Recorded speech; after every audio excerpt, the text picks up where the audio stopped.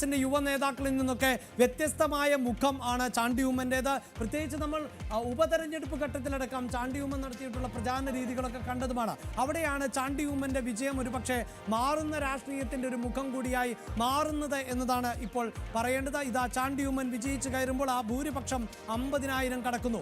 PC Vishwanath മറ്റൊരു മുഖമാണ് കോൺഗ്രസിനെ സംബന്ധിച്ചിടത്തോളം. സജിത്ത്, എനിക്ക് തോന്നുന്നു ഈ തെരഞ്ഞെടുപ്പിൽ കോൺഗ്രസിന് അഭിമാനിക്കാവുന്നത് ഒരു രണ്ടാം നിര നേതാക്കളുടെ വലിയൊരു പട്ടിക ഇത്തവണ ഉണ്ട് എന്നതാണ്. വിജയിച്ചു കയറിയവരിൽ നിരവധിയായ യുവാക്കൾ ഇത്തവണ നിയമസഭയിലേക്ക് എത്തുന്നുണ്ട്. VT ബൽറാമിനെ പോലെയുള്ളവർ നിയമസഭയുടെ ഭാഗമാകുന്നു. ചാണ്ടി ഉമ്മൻ നമ്മൾ സൂചിപ്പിച്ചു കഴിഞ്ഞിരിക്കുന്നു. VS ജോയിയെ പോലെയുള്ളവർ മത്സരിച്ച് വിജയിച്ചു കയറുന്ന സാഹചര്യം ഉണ്ടാകുന്നു. PC വിശ്വനാഥും ഇപ്പോൾ തെരഞ്ഞെടുപ്പ് രാഷ്ട്രീയത്തിലൊക്കെ നമുക്ക് ചെറുപ്പക്കാരൻ എന്ന് തന്നെ വിശേഷിപ്പിക്കാവുന്നതാണ്. അങ്ങനെയുള്ള ഒരു വലിയ നിര മാത്യു കുഴൽനാടനൊക്കെ ആ ഭാഗമായി തന്നെ നിൽക്കുന്ന ഒന്നാണ്. അവിടേക്ക് അഭിമർക്കയെ പോലെയുള്ള ഒരു നേതാവ് എത്തുന്നു. അപ്പോൾ യുവാക്കളുടെ ഒരു വലിയ സാന്നിധ്യം ഒരു പക്ഷേ അടുത്ത നിയമസഭാ സമ്മേളനത്തിൽ. അതുകൊണ്ട് അഭിലാഷ്, 2021 നിയമസഭയിൽ ഇടതുമുന്നണി വലിയ ഭൂരിപക്ഷം നേടുമ്പോഴും അവർക്ക് യുവ നേതാക്കളുടെ വലിയ നിര അവകാശപ്പെടാൻ യഥാർത്ഥത്തിലില്ല. അവിടെയും കോൺഗ്രസിനാണ് പിന്നെയും ഒരു വൈബ്രന്റ് മുഖങ്ങൾ നിയമസഭയിൽ ഉണ്ടായിരുന്നത്. ഇത്തവണ അത് വീണ്ടും നടത്തിയിരിക്കുന്നു. വിജയം ഉറപ്പിച്ചിരിക്കുന്നു.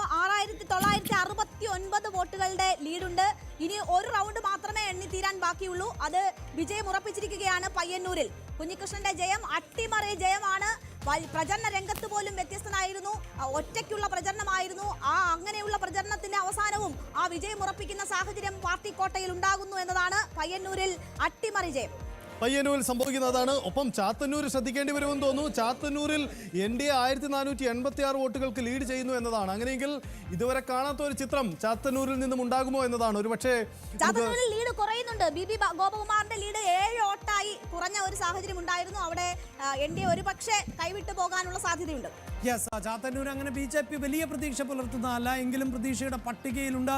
ഉറപ്പിക്കുന്ന വിജയമൊന്നുമല്ല. പക്ഷേ ഇതാ പേരാമ്പ്രയിൽ ഫാത്തിമ തഹ്ലിയുടെ പടയോട്ടം എന്ന നിലയിലേക്കാണ് ഇപ്പോൾ കാര്യങ്ങൾ എത്തുന്നത്. കാരണം 7000-ലധികം വോട്ടിന്റെ മേൽക്കൈയാണ് ഇപ്പോൾ ഫാത്തിമ